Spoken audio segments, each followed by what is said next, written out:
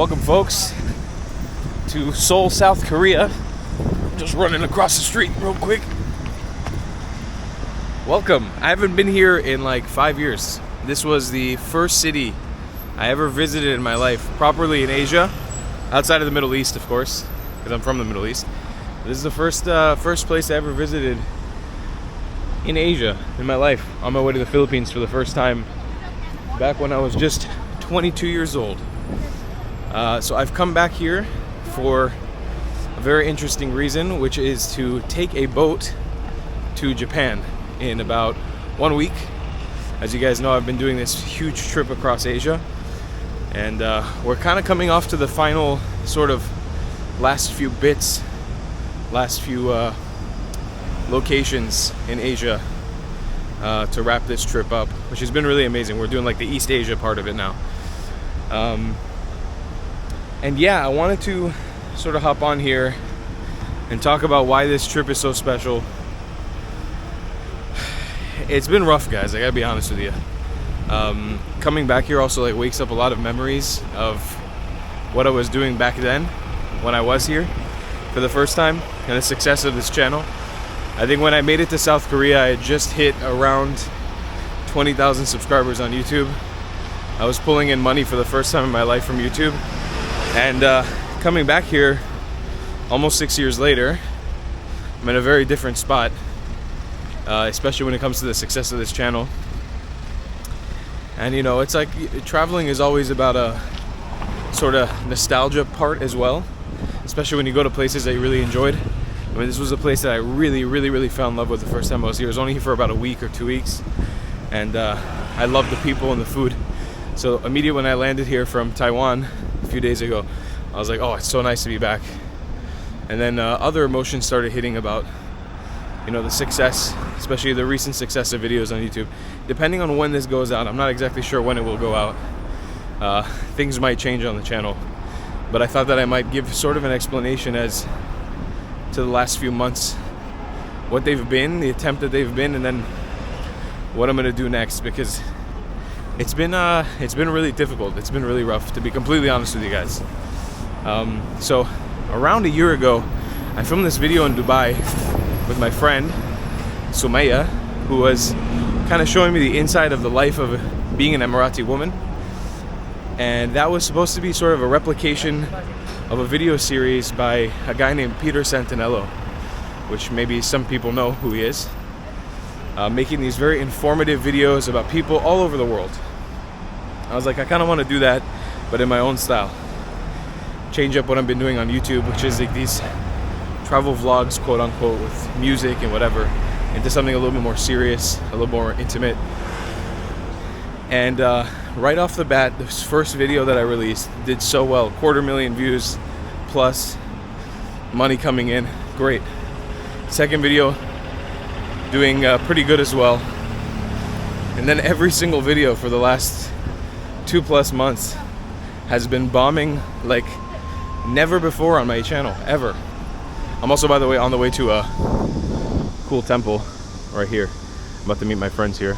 But yeah, every single video has been bombing for the last 2 months. Nothing has been doing well on my channel. And it's been this really crazy thing, because I've just been watching the entire success of my channel disappear in front of my eyes. You know, the landscape of YouTube has changed vastly in the last couple months / years, especially since the pandemic, to a point where I kind of feel like my channel is outdated and not going to come back at all. It feels like the audience that I once had is not with me anymore, even though I know that there are ones of you guys who are watching, and I really do appreciate that. But you know, the comments are low, the views are low, everything is low, the engagement is low. I can see the analytics and what's going on. Sometimes I don't know if it's just the algorithm or if it's actually the content is bad, you know. And I don't think that it is, because this has been the most fun I've ever had creating content on YouTube. Doing these sort of like investigative videos, talking to people, learning about their culture, learning about their life. But it's been very apparent that it's either not what the algorithm wants or not what you guys want. And that's been like a tough pill to swallow, because the last year I spent a good portion of my savings in this concept that I believed in, and it has not panned out at all. Like at all. To the point where something last night happened that really, really bummed me out and kind of woke me up in a vibe of questioning everything. So around a year ago, I outsourced a lot of my work to a team in the Philippines, a team that I constructed myself, my first time ever being a boss.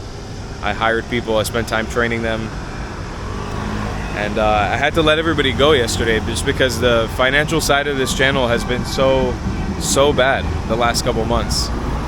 Like, to give you guys some insight, I used to, before the pandemic, be able to pull in anywhere from $3,000 to $5,000 a month while traveling, especially in cheap places, which was really good across sponsors and everything. And I haven't had a sponsor in probably over a year now. And my team's expenses were around $1,000+ a month. And ad revenue for the last like 6 months has been just shy of $600 a month. So every video that I've been doing, I've been spending around $150 to $200 a pop on.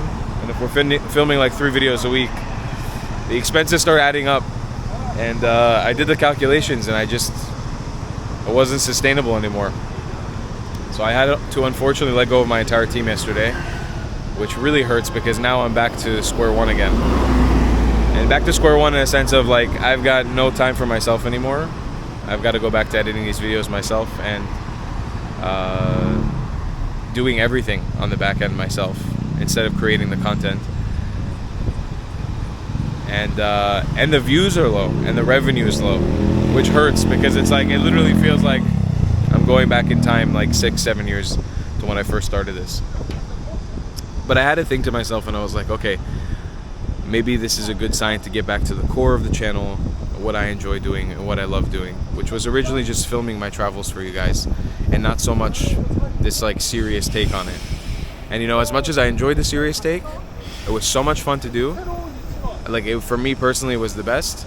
I realized that maybe it's not everybody's cup of tea, and maybe there's a time and place for that in my life, maybe when I get older, that I can do that as a job. But right now it just seems to not be the case.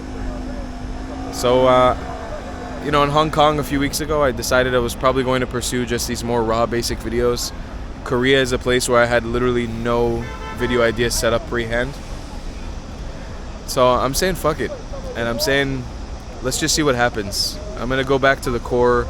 I'm gonna go back to editing these videos and bring back what I used to love about this whole process and see if I can make a living doing this again.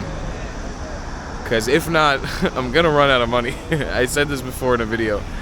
I will. I calculated my finances. It's gonna happen at some point. Or at least I'll have to stop traveling. Because I won't actually be able to afford it, or get a job, which is also a possibility. It's not ideal, but I will have to just get another job at some point. There's a lot of possibilities. Anyways, on a less dark note, I am really excited to be in Korea because this is a country that I freaking love, and I'm so excited for where I'm going next, which is Japan.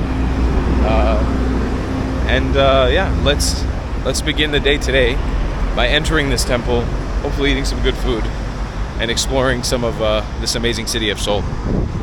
I can't shake this feeling of feeling like an absolute loser today. So I'm trying to improve my vibe a little bit, just to up the mood. It's definitely a rough night last night, having to let go of the entire team and realize, like, sinking in this feeling of, okay, you haven't edited really for like a last year. You gotta do everything on your own now. So it's like, I gotta find this work filming balance again of when I film and when I edit, which is going to be interesting. I haven't done that in a while. But yeah, I am excited to see some sights and enjoy this stuff. I think this is also going to sort of bring me back to the core of what I used to do, which was just basically randomly explore places without much planning. Just arrive in a location and enjoy, which I think maybe is the core of what you guys enjoyed watching. Or maybe not. Maybe I'm outgrowing YouTube. I don't know. I'm open to every possibility. Maybe this channel's crashing and burning to a point where I can't come back. Everything's possible.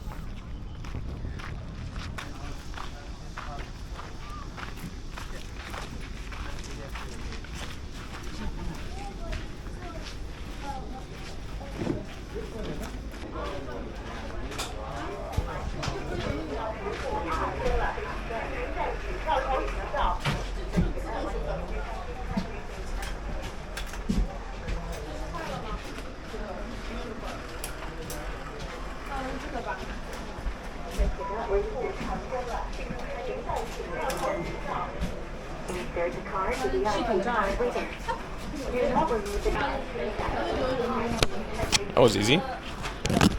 It's really nice to be in parts of the world where things electronically work really well.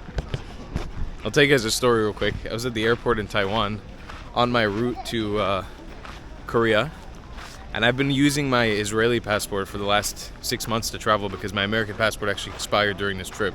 So I've been only on a US emergency passport, which is kind of tricky to travel to places with. And I didn't realize that you need to apply for a visa with an Israeli passport to enter Korea. It's very cheap. You only pay like $8 online. Super easy process. Everything's like, it's a really easy form. You just need to fill out, but you need to do it like 72 hours before you come to Korea. And I realized that in the airport line to drop off my baggage. I managed to somehow hand them my American passport without them realizing, and applied for the Israeli visa like pretty quickly in the line. But now I was led onto a flight that I didn't technically have the paperwork to enter Korea when I land, because my US emergency passport probably wouldn't be accepted and my Israeli passport didn't have a visa for it. And somehow within 1 hour I got accepted, which was amazing. And this is just a testament to show us, like, you know, a lot of these countries that I travel to, especially the ones that are very affordable for people in the West, things just don't work. But here in South Korea, I instantly got a ticket in like 20 seconds. Got my visa very quickly as well. But yeah, I'm out here to search for my friends. Just a little testament, just a little thing to add, a little story. I wasn't filming that because I was really stressed. So here we are. I wish I knew the name of the place I was in right now. I'll just read it off of Google real quick because that'll be the easiest. Gyeongbokgung Palace. Gyeongbokgung. Seems like that's the name. My Korean is very bad. I only know how to say Hannyeonghaseho and Kamsahamnida. It's the only thing I remember from my first trip here. But nonetheless, my friends are here somewhere, so let's enter the palace and look for them.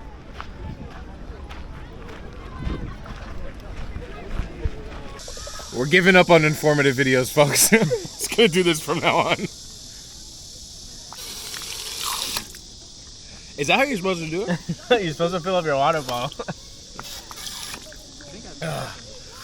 I'm kind of too good at that. I think I'm a little... Tell me if you know who this looks like. You know who this looks like. It's a person or it's a character? It's a character. He's a mouse, right? Who's this look like? Like from the Teenage Mutant Ninja Turtles. No. It looks like the principal from My Hero Academia. Oh, duh. Right? The little mouse? Yeah. Just dress him up a little bit. This is really cool, actually. They've got a bunch of little animal soldiers. This is a dog and a chicken and a monkey. And a little ram. I love this. Thank you so much for filming. Guys, I'm going to film him right now. He's going to film me. So they have this little place called the National Folk Museum of Korea. And inside they sold a little fresh persimmon juice. The lady just grinded up the persimmon for me right now, fresh. I've never had persimmon juice. I've had persimmon many a time in my life, but never persimmon juice. Let's give it a try.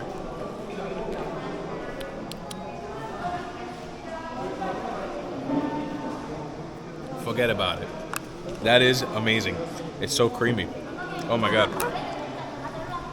I know that in this part of the world, Japan, Korea, persimmons are super popular. I grew up eating persimmons in Israel. We have them seasonally there. But I know that they're supposed to be really good here. And I think I had a persimmon when I was in Japan the first time we were there. But I never had it as a juice, and oh my god, it's delicious. I don't think there's any sugar added in here. It's not too sweet. It's really, really good. You get that like really... that really persimmony flavor. There's a little pagoda. Little goda. You can stay there on a goda, right? Yeah. It's pagoda. Agoda's pagoda. Agoda's pagoda, right. Follow me on pagoda. Do you have any information for us about this pagoda? Do you want to share with the class? Yeah. Once upon a time. Thank you so much. Thank you so much. Thank you. Hey. Don't forget to leave a tip to your tour guide. Yeah, please. I'll do it. I'll be taking the one. Just the one. There you go. That's for you, bud. Thanks, and That's for you, son. Yeah. Thank you. Yeah, no problem. I'll see you. Come back sometime. Yeah, no problem.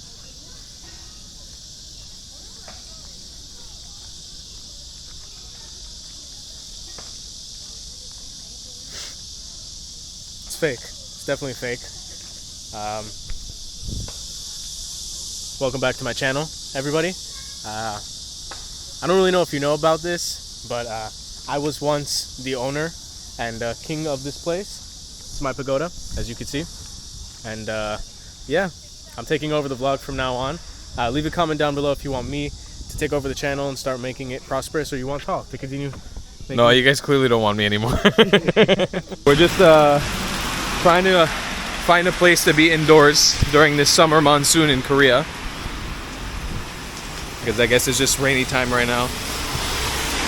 My goal is, I remember a few years ago when I was here, one of my favorite memories was having a matcha latte. I love matcha, but a really good matcha latte in Korea. It was just like phenomenal. I think it was the first matcha latte I ever had in my life. And I'd love to try to find another one. Because I've been having really bad matcha lattes across this whole trip in Asia. So that's the goal right now. William, quick interview, William. William, quick interview, William. William, just a quick interview with you, William. Can we just get a word with you, William? Quick interview. Quick interview, William. William, quick interview.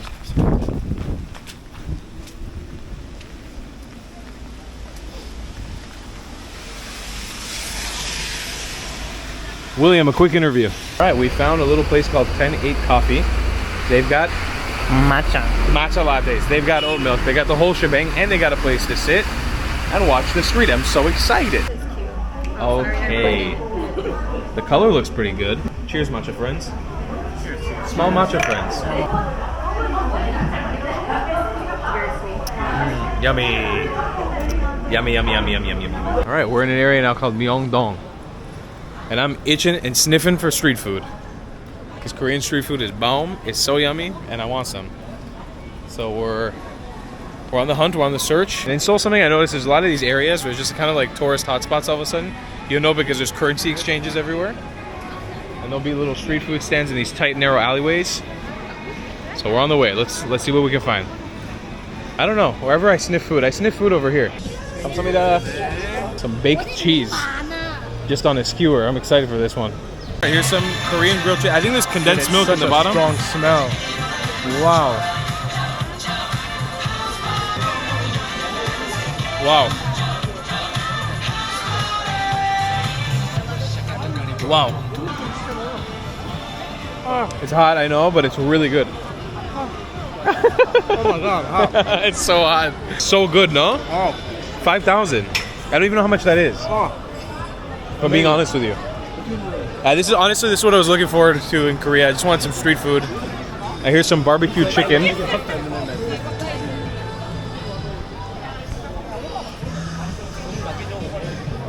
you hold that?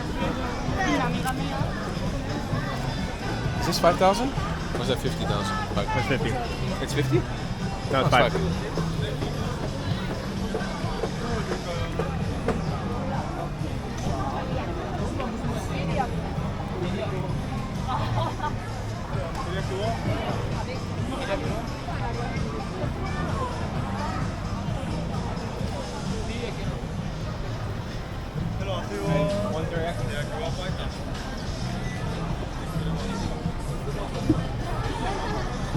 Look at this. Holy moly. How much is 5,000? Do we know the calculation on It's that? $4. $4? That's a huge skewer. I mean, maybe not $4 worth, but It smells awesome. oh my god. Holy shit.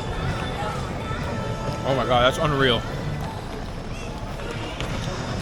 It tastes like they poured just like an endless amount of Sweet Baby Ray's on this. It's like really sweet, really syrupy barbecue sauce.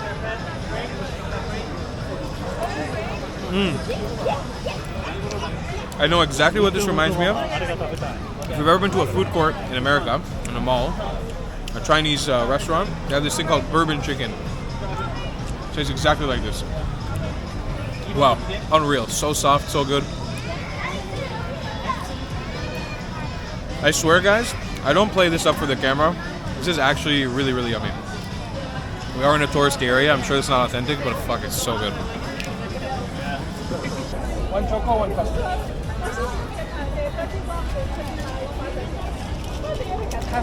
Custard? Choco. We're getting a croissant hayaki. I never have seen this in my life, and it looks amazing. You have the money? Yeah, I have that. 4,000 to 8,000. 감사합니다. Woo, it's so hot. Look at this absolute dream of a snack. It's a croissant with chocolate inside in the shape of a fish. I'm gonna try it first Yeah. for the camera. Yes, sir. Try it. All right, here we go. Tell me what you think. Is it too hot? Is it good? Or is it half clutch? I didn't get any Nutella yet. Oh, okay, I can see the Nutella in there. Okay, take another bite till you get it. Oh, wow. Mm. It's a Nutella croissant. It's hot. It was very good. Wow. I love it. Thank you. 감사합니다. So I was actually looking for this. This is what I was looking for. I remember the first time I was in Korea. Got this Korean fried chicken with this sweet and sour sauce on top. And also comes with this thing called tteokbokki, I think it's called. It's a little rice roll. This was the one thing that I ate in Korea the first time I was here that I remember stuck with me. It was so freaking delicious. Korean fried chicken with a sweet sauce. Oh, it's so hot.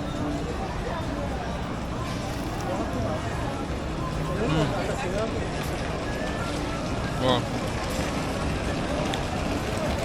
It's got this thing called, what is it called? Gochujang? Gochujang. Gochujang, which is like a Fermented pepper. fermented pepper paste on top of it with the sweet, I think it's probably honey. And then you got the tteokbokki thing, which is like the rice roll. Oh, hot. Insane combination. Like, wow, it's so good. Men here in Korea, it's this one. It's so damn good. I love this.